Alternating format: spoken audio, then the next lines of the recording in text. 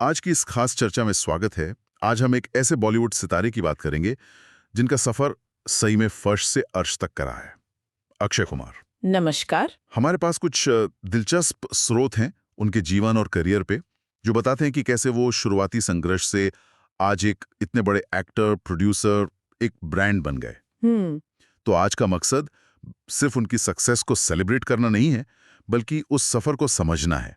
वो क्या बातें थीं, वो अनुशासन, मेहनत, शायद थोड़ी किस्मत भी, जिसने राजीव भाटिया को खिलाड़ी कुमार बनाया। तो चलिए देखते हैं। बिल्कुल। और ये कहानी ना इसलिए भी बहुत खास है क्योंकि ये सिर्फ बॉलीवुड की चकाचौंध वाली कहानी नहीं है। हाँ। ये दिखाती है कि कैसे मतलब बिना किसी फिल्मी बैकग्राउंड, कोई गॉडफादर नहीं, कोई कनेक्शन नहीं। हाँ बिल्कुल, अपनी शर्तों पर, अपनी मेहनत से, अपने उसूलों पर चलकर इतना बड़ा मुकाम बनाया। हम आज उनकी जिंदगी के उन हिस्सों को देखेंगे जो अक्सर पर्दे के पीछे ही रह जाते हैं। जैसे उनका वो अनुशासन, उनकी लाइफस्टाइल और वो सिद्धांत जिन्होंने उन्हें यहां तक पहुंचाया। ठीक है, तो कहानी शुरू होती है राजीव हरिओम भाटिया के नाम से।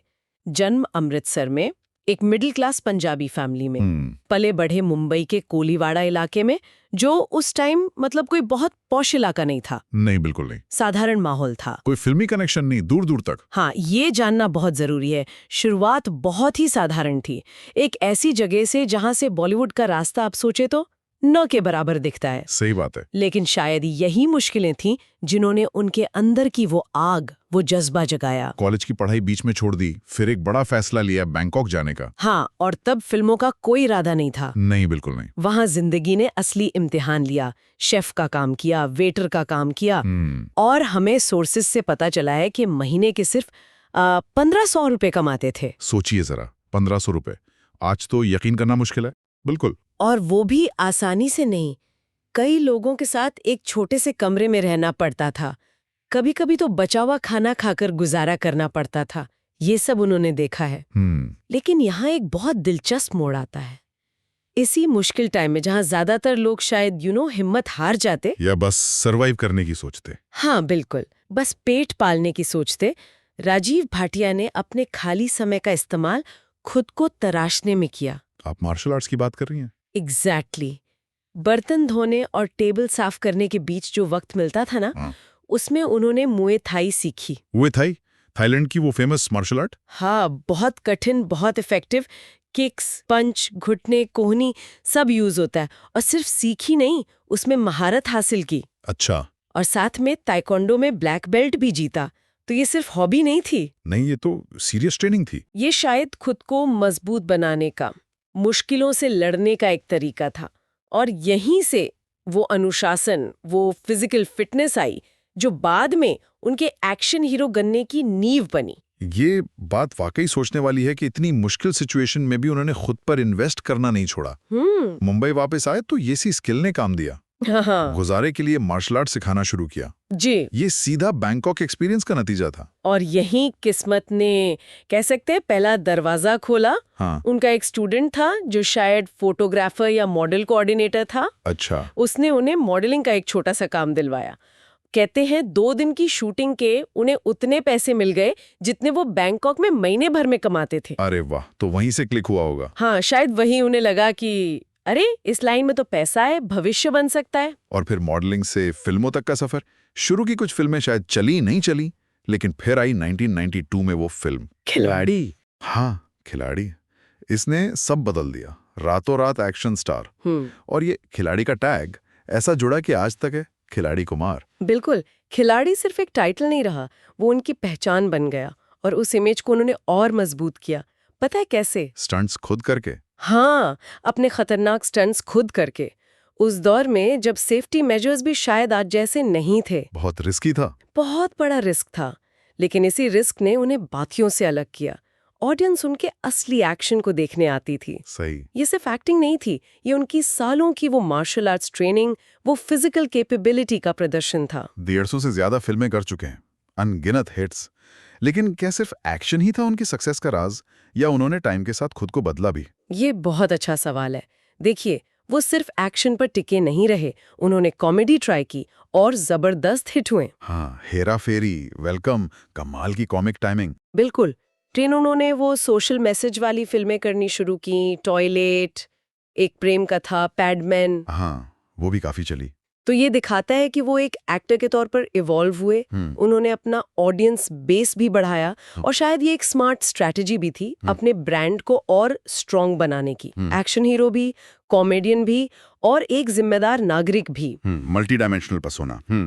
अच्छा, तो कामयाबी आई, शोहरत आई और उसके साथ बॉलीवुड का वो पहलू भी आया, सुर्खियां, खासकर पर्सनल लाइफ को लेके। ओहो, बिल्कुल। उनका नाम कई कोस्टार से जुड़ा।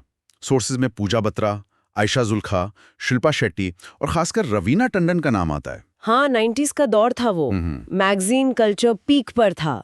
रवीना टंडन के साथ तो उनका रिश्ता काफी सीरियस माना जाता था। सगाई की खबरें भी थी शायद। हाँ, ऐसी खबरें थीं। मैगजीन कवर्स पर आते थे दोनों, लेकिन फिर वो रिश्ता टूट गया। रेखा जी के साथ भी नाम जुड़ने की अफवाहें थीं उस टाइम। अच्छा। तो ये दिखाता है कि स्टारडम की अपनी कीमत होती है। पर्सनल लाइफ हमेशा पब्लिक आई में रहती है, हर बात की अटकलें लगती हैं। हाँ, ये दौर शायद उनकी इमेज के लिए थोड़ा उतार चढ़ाव वाला रहा होगा, लेकिन फिर उनकी जिंदगी में स्टेबिलिटी आई ट्विंकल खन्ना के आने से। ये रिश्ता कैसे बना? दोनों ने साथ में फिल्में की थी, इंटरनेशनल खिलाड़ी, जुल्मी। कहा जाता है कि अक्षय तो ट्विंकल पर शुरू से ही काफी इम्प्रेस थे।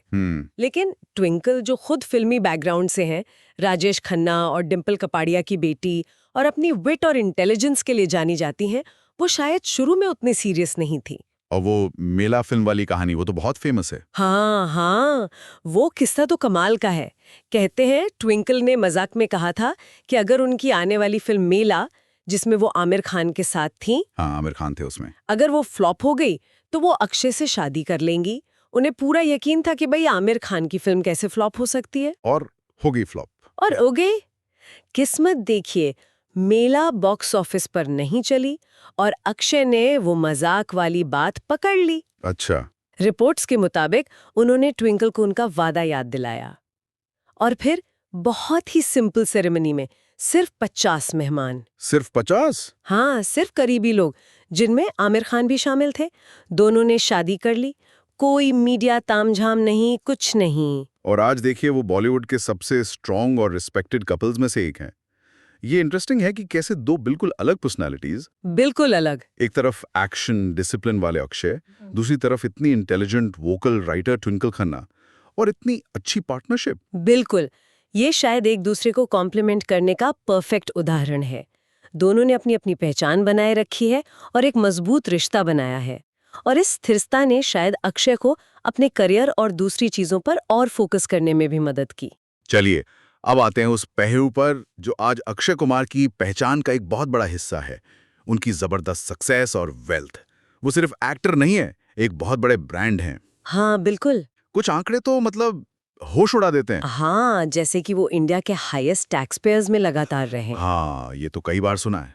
ये उनकी कमाई का स्केल दिखाता है। उनकी नेटवर्थ मतलब कुल संपत्ति अलग अलग सोर्सेज के हिसाब से 2,500 करोड़ से भी ज्यादा बताई जाती है। 2,500 करोड़ मतलब लगभग $300 मिलियन। हाँ, उस रेंज में। उनके लाइफस्टाइल की बात करें, जुहू में वो सी फेसिंग डुप्लेक्स घर है, कीमत 80 करोड़ से ज्यादा। आलीशान घर है वो। फिर कनाडा, गोवा, मॉरिशस, कई जगह प्रॉपर्टीज हैं।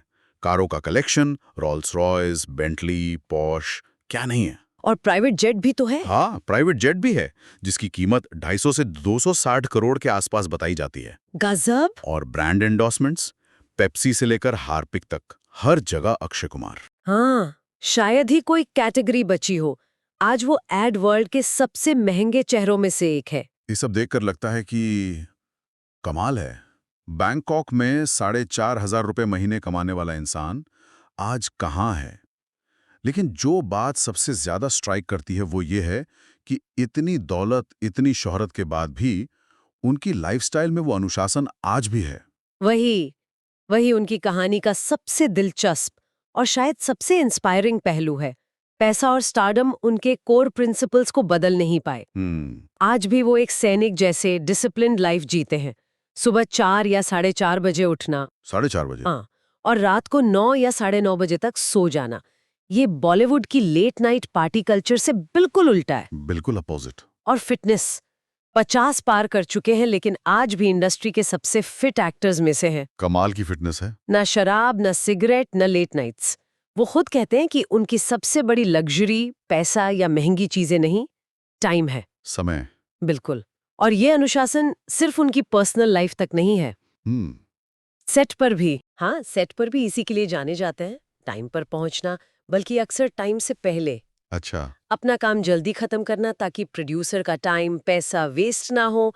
ये प्रोफेशनलिज्म इंडस्ट्री में बहुत वैल्यू किया जाता है, और शायद यही वजह है कि वो साल में 3-4 फिल्में आराम से कर लेते हैं। जबकि बाकी स्टार्स 1 या 2 करते हैं। हाँ, तो ये उनका वर्क एथिक है। तो ये कहना गलत नहीं होगा कि वो सिर्फ पर्दे पर खिलाड़ी कुमार नहीं है, असल जिंदगी में वो अनुशासन कुमार हैं। हाँ, कह सकते हैं। उनकी सक्सेस सिर्फ टैलेंट या लक नहीं है, ये सालों की मेहनत, कंसिस्टेंसी और टाइम की रिस्पेक्ट का नतीजा है। उन्होंने अपना ये एम्पायर ईंट दर ईंट, किक दर किक और यकीन मानिए विश्वास दर विश्वास से बनाया है।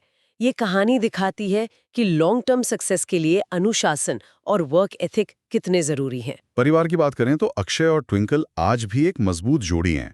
ट्विंकल अब एक्टिंग छोड़ चुकी हैं, एक successful writer, columnist, interior designer हैं। हाँ, उनका अपना एक अलग मुकाम है। और अक्षय बॉलीवुड के बिजिएस्ट एक्टर्स में से एक। उनके 2 बच्चे हैं, बेटा आरव और बेटी नितारा। और एक बात जो नोट करने वाली है, उन्होंने हमेशा अपने बच्चों को मीडिया की चमक दमक से दूर रखने की कोशिश की है। हाँ, ये दिखता है, बहुत कम तस्वीरें आती हैं बच्चों की। वो चाहते हैं कि उनके बच्चे एक नॉर्मल बचपन जिएं, स्टार किड्स की तरह नहीं। अक्षय ने खुद कहा है, मैं चाहता हूं कि वे फेमस लाइफ जीने से पहले एक नॉर्मल लाइफ जिएं। ये उनके वैल्यूज को दिखाता है। बिल्कुल। इतनी सक्सेस, इतनी शोहरत के बाद भी वो शायद अपनी जड़ों को, अपनी वो साधारण शुरुआत को भूले नहीं हैं, और अपने बच्चों को भी वही ग्राउंडेड रखना चाहते हैं। ये उनकी लेगेसी का एक अहम हिस्सा है। सिर्फ फिल्में या पैसा नहीं, बल्कि वो वैल्यूज जो अपनी फैमिली को दे रहे हैं। ये दिखाता है कि टॉप पर पहुंचकर भी अपनी प्रायोरिटीज सही रखना कितना जरूरी है। तो बैंकॉक की गलियों में स्ट्रगल करने वाले एक वेटर से लेकर आज दुनिया भर में पहचाने जाने वाले एक अरबपति आइकॉन तक, अक्षय कुमार का सफर वाकई एक्स्ट्रॉर्डिनरी है। इसमें कोई शक नहीं। ये कहानी इस बात का सबूत है कि कैसे अनुशासन, कड़ी मेहनत और खुद पर वो अटूट विश्वास आपकी किस्मत बदल सकता है। ये सिर्फ एक बॉलीवुड स्टार की कहानी नहीं है, ये कहीं ना कहीं हम सबके लिए एक प्रेरणा है। उनकी कहानी हमें सोचने पर मजबूर करती है, क्या सक्सेस सिर्फ टैलेंट या अच्छी किस्मत से मिलती है, या उसके पीछे सालों का वो अथक परिश्रम, वो फौलादी अनुशासन और कभी हार न मानने वाला जज्बा होता है। अक्षय कुमार की लाइफ शायद दूसरे ऑप्शन का एक बहुत पावरफुल एग्जाम्पल है। तो इस पूरी बातचीत से हम क्या लेकर जा सकते हैं? शायद सबसे बड़ी सीख यही है कि असाधारण ऊंचाइयों तक पहुंचने के लिए असाधारण डेडिकेशन और डिसिप्लिन चाहिए। सफलता का कोई शॉर्टकट नहीं होता, खासकर तब जब आप बिना किसी सहारे के शुरू कर रहे हों। बिल्कुल सही। और अंत में एक सवाल या एक विचार हमारे सुनने वालों के लिए छोड़ जाते हैं। हाँ, क्या इस तरह का एक्सट्रीम अनुशासन, जहां जिंदगी का लगभग हर पल, हर मिनट फिक्स हो, कहीं ना कहीं पर्सनल फ्रीडम, जिंदगी की वो स्पॉन्टेनिटी, वो सहज खुशी, उसकी कीमत पर तो नहीं आता? सोचने वाली बात है। या फिर जैसा शायद अक्षय कुमार मानते हों कि यही असली आज़ादी है, अपने लक्ष्यों पर, अपनी हेल्थ पर, अपने टाइम पर, अपने डेस्टिनी पर पूरा कंट्रोल रखना। एक दिलचस्प सवाल है, इस पर सोचिएगा जरूर। इस दिलचस्प चर्चा के लिए बहुत बहुत धन्यवाद। धन्यवाद। अगली बार फिर मिलेंगे एक नई कहानी, नए नजरिए और नई बातों के साथ। धन्यवाद।